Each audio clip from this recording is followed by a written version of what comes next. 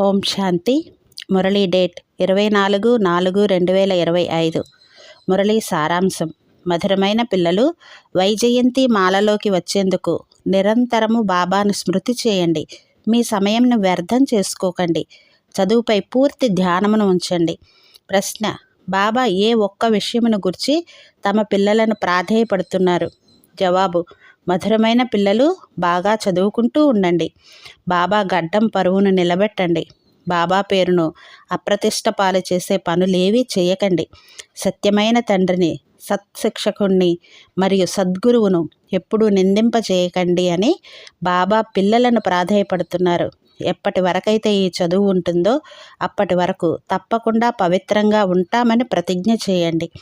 పాట: మిమ్మల్ని పొంది మేము మొత్తం విశ్వమంతటినీ పొందాము.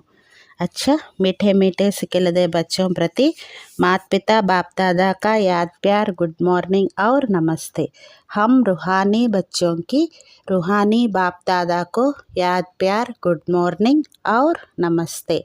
ధారణ కోసం ఫస్ట్ పాయింట్: ఈరోజు మనం చదువుతున్నాము, రేపు మనము కిరీటధారులైన రాజులుగా రాణులుగా తయారవుతామన్న నష మీలో సదా ఉండాలి. నేను ఈ విధమైన పురుషార్థమును చేస్తున్నానా? బాబాపై నాకు పూర్తి గౌరవం ఉందా? చదువుపై అభిరుచి ఉందా అని స్వయాన్ని ప్రశ్నించుకోవాలి. సెకండ్ పాయింట్: బాబా కర్తవ్యంలో గుప్తమైన సహాయకులుగా అవ్వాలి. భవిష్యత్తు కొరకు మీ సామానునంతా బదిలీ చేసుకోవాలి. గవ్వల వెనుక మీ సమయాన్ని వ్యర్థం చేసుకోకుండా వజ్రతుల్యంగా తయారయ్యేందుకు పురుషార్థం చేయాలి.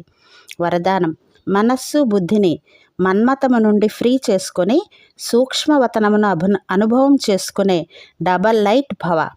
సంకల్ప శక్తిని అనగా మనస్సు మరియు బుద్ధిని సదా మన్మతం నుండి ఖాళీగా ఉంచుకున్నట్లయితే ఇక్కడ ఉంటూ కూడా వతనపు అన్ని దృశ్యాలను ఎంత స్పష్టంగా అనుభవం చేసుకుంటారంటే ఇక ప్రపంచపు ఏ దృశ్యమైనా ఎంత స్పష్టంగా కనిపిస్తుందో అంత స్పష్టంగా అనుభవం చేసుకుంటారు.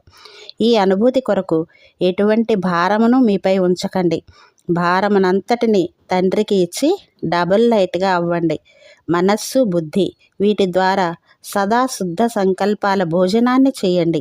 ఎప్పుడైతే వ్యర్థ సంకల్పము లేక వికల్పములనే అశుద్ధ భోజనాన్ని స్వీకరించరో అప్పుడు భారం నుండి తేలికగా అయ్యి ఉన్నత స్థితిని అనుభవం చేసుకోగలరు. స్లోగన్: వ్యర్థమునకు ఫుల్ స్టాప్ను పెట్టండి మరియు శుభభావనల ఫుల్ స్టాక్ను ఉంచండి. అచ్చా. ఓం శాంతి.